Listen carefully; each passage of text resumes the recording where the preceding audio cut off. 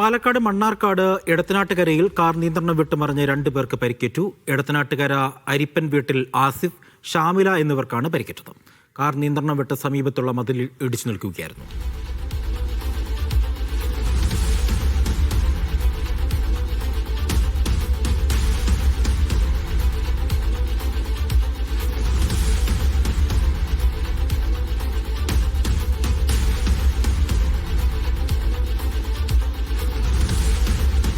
ജംഷീർ കുടുങ്ങിയുണ്ട് വിവരങ്ങൾ നൽകാനായി. ജംഷീർ, ഇത് എപ്പോഴായിരുന്നു ഈ അപകടം സംഭവിച്ചത്? ഇവരുടെ പരിക്ക് എങ്ങനെയുണ്ട്?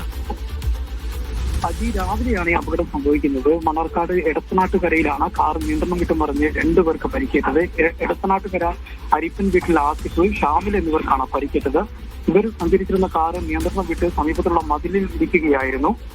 പരിക്ക് പറ്റി ഇവരെ നാട്ടുകാർ ആദ്യം പെരിന്തൽമണ്ണയിൽ ആശുപത്രിയിലും പിന്നീട് പരിക്ക് ഗുരുതരമായതിനെ തുടർന്ന് മെഡിക്കൽ കോളേജിലേക്കും കൊണ്ടുപോയിട്ടുണ്ട്. അപകടത്തിന്റെ CCTV ദൃശ്യങ്ങളും ഇതിനോടകം തന്നെ പുറത്തു വന്നിട്ടുണ്ട്.